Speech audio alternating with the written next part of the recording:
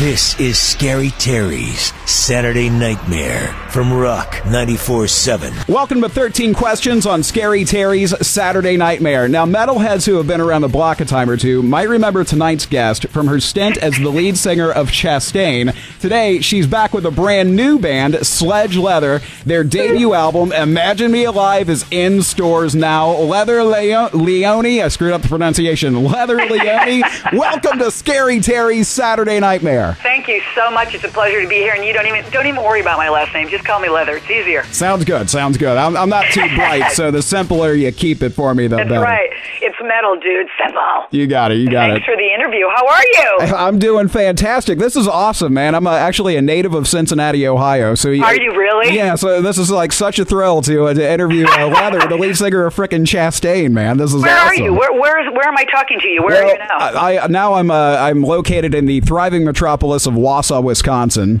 And Wausau!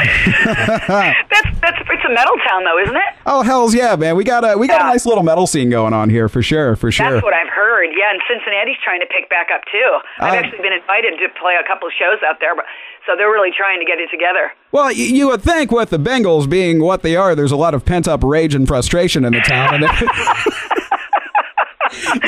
I didn't want to go there, but there's got to be an audience. Now, Leather, after a 20-year hiatus from the music industry, you resurfaced in early 2011 with a tribute to the late Ronnie James Dio. You did a demo recording of Egypt. Can you describe the impact that Dio's passing had on you personally? He meant a lot to me, as he did to the whole world. I had the pleasure of spending time with him in the 80s and the 90s, and the words that he would say to me and the conversations and the music we would share, it was like losing a family member. Just because I was so out of the loop, Terry, that I didn't even realize he had been sick till later. So it was pretty intense, and it was through that I went to L.A. and spent time with Sledge, his memorial, and with people, and through that, I just felt an overwhelming urge to, come out again and do something in his honor, how can you ignore and pass on the talent that you've been given? So, yeah, it was a pretty heavy trip for me. I wish that it didn't happen this way. I read a quote earlier this week from Pablo Picasso, who said that every act of creation begins with an act of destruction. And wow. That's when you think about that, it's interesting how that applies to your career here. Yeah. I was happy in my own little world and really happy with the things that I had done in the past. And, okay, it was over. And, yeah, I just looked up to the sky, and it was like, wow, what are we doing? And, Sledge has always encouraged me. Sledge has always been a real firm believer in my voice, and so that's where it came out of, yeah. Now, you recorded that demo with, as you mentioned, your Sledge Leather bandmate, drummer Sandy Sledge. Yeah. What was the moment that you knew that the two of you were going to do something more than a one-time Dio tribute? Probably that day. Because... yeah, probably that day. We hadn't done anything in a really long time, and it was just, God, it was such a somber day, and we were in the studio. God, I'm sorry, I can't think. It was a friend's studio of hers down in L.A., and, it was dark and dungy. Oh, Thomas was the guy, and we were just around all these guitar players and, this Dio stuff. And, after that, and I had heard it, although it's an awfully rough demo. It was never meant for anybody to hear that. How stupid of me with the internet thinking it would never get out. Nothing's a secret anymore on the internet. No, sorry. And that was my big deal. This is for me. This is for us. This is for Wendy. For nobody. But I would say after that day, I really got the bug after that again, and it made me start working out vocally. And yeah, it doesn't take long. Sledge has a way about her that she really pushes you to create. So now, in addition to you and Sandy, Sledge Leather also features guitarist Matthias Weish. I'm sure I'm mispronouncing his name too. Weisheit. I think it's Weishart. I don't even know, because we always call him Matt, and then we call him the German. So Perfect. And you have members of the late Ronnie James Dio's band, Scott Warren on keyboards and Jimmy Bain on bass. How did you hook up with the former Dio guys? Dude, wow. Well, first of all, Sandy lives in L.A. I live in Northern California. She lives in L.A., so she's around those people, the beautiful people. So she had kept running into Jimmy Bain. In her as a drummer, what would her prime bass player be? We've always been into that Ronnie James Dio classic grooving Jimmy Bain. Who wouldn't want Jimmy Bain? So then she keeps running into him. And finally, literally, they had struck up a conversation, but he actually did remember us from back in the day. And she just said, hey, Leather and I are putting together this music. We want you to play on it. he heard it and said, okay. I mean, it was very simple in his Scottish brogue that I can't even imitate. Scott Warren came about, and again, Sledge is kind of always talk about keyboards. I'm going, I'm not much of a keyboard fan. But we were having a conversation with a mentor of ours who's a family friend of Sandy's. His name is Keith Marks. He's actually the Styx road manager.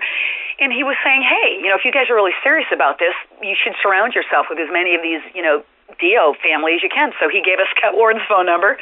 Sandy and I were at like a chicken loco polo, whatever, in L.A. She called him. He heard the music, and he was in. I mean, it was that simple. No kidding. That's incredible. That's incredible. It is incredible. I'm going, wow, I don't want to call him. Do you want to call him? And yeah, they just like the music. You're listening to 13 Questions on Scary Terry's Saturday Nightmare. Scary Terry's Saturday Nightmare is a 3-hour metal show heard every single Saturday from 9 until midnight on Rock 94.7, 102.9, and online at rock947.com. Our interview with Leather Leone, lead vocalist of Sledge Leather, former lead vocalist of Chastain, continues. Let's get to the music. Musically, Imagine Me Alive, it doesn't play by the rules, so to speak, of today's metal scene. I mean, you're not doing Cookie Monster vocals. There's none of those really slow breakdown parts where the kids are supposed to mosh extra harder or something. That's right. There are orchestral flourishes here and there, and I mean the intro track "Torch." I mean, don't even get me started on that. That just blew my mind when I heard it. Well, Sandy, that song came to Sandy. Imagine Me Alive I wasn't even crazy about that. She kept presenting it to me, presenting it to everybody. We had to change keys and change this and change that. And then she goes, oh, I forgot to tell you about this part one day. So she showed it to me, and I'm going, and I recorded it a couple times, but really what happened with that is it was 3 o'clock in the morning. We were in L.A. We were trying to get the piano down. So we literally, we just rigged this thing up with this microphone that ran through her living room back down into the studio. And anyway, that's how it came across. It came with that like 20s, 30s record player sound. And I was really, really tired. And so my voice was cracking, and we were like, oh my God. And it just, it just fits into the rest of the record. So, yeah, we just kept it just the way it was. We never even redid that from her studio. We just left it that way. No kidding. It just came together in one take. It's a great piece of work. Yeah. Now, I do have one question about it. The couple at the end of the song, what are they saying to each other? Oh, you are the only one that asked that. Well, that is actually the guitar player Matt and his girlfriend. And in this interstitial, it was like old time in 30s, 40s in the bars. And Sandy said, what do you want him to say? So he's saying to her, I can make you a star, baby. And she's saying, I can be anything you want me to be. Come on, they're in a bar.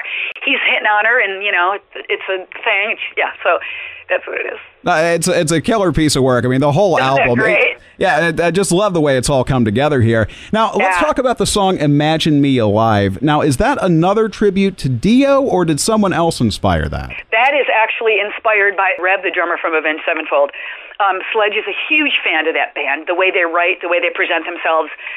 So it was pretty meaningful when he passed, and she was just, I call it her divine intuition. She just has these thoughts, and then they just come. I mean, this song just came to her in the middle of the night. She sang it in her iPhone. But, yeah, she was thinking about the Rev for that song, yeah. That, he left us so early, and, that started actually the whole concept of the record, being someone or something that leaves this earth early. They're trying to make amends and say, don't forget me, and they go through their lives, and they just try to correct everything so they can move on. So that whole song started it, yeah. Now, you and Sandy Sledge, you were in an all-female band called Rude Girl back in the day. You guys had a 7-year record deal lined up, but the band split before that could happen. Now, some Rude Girl material ended up being released under Malibu Barbie, which you were also a part of with Sandy. Is there any Rude Girl material that has made its way to Imagine Me Alive? Yeah, Taste of Night was an old Rude Girl song. We always wanted it to sound the way this guitar player and Scott made it sound. That's about it right now. We also, when we were at KIT last year, we did a song called The Gallows, which eventually we will record. Yeah, and Malibu Barbie really had nothing to do with Rude Girl. That was their own material. That was just where Sandy went after Rude Girl, I believe. They were just doing that. I think it was a little bit ahead of their time, what they were doing, that thrasher kind of stuff. But, yeah, it wasn't Rude Girl related at all. And the only way that I got on that EP was that I was home from the road, and she said to me, you got to come down and sing these tracks. And I didn't have a lot of time. I'm like, dude, I only have like a couple hours. And I didn't know this stuff. So literally, I was in the studio, one headphone, she was singing the melody to me, and I was singing in the mic. I mean, that literally 10 minutes a song. And I can't believe the way kids love this. I mean, it sounds pretty cool, though. You know, you seem like somebody who knows how to perform well under fire. That's always a good thing. Sometimes yes, sometimes no. I mean, it's really true. You know, when you don't think about it, but I was going, oh, man. But, yeah, it came out. I can't believe the worldwide attention that it gets. I mean, people are ordering Imagine Me Alive, and they want that EP also. It's unbelievable.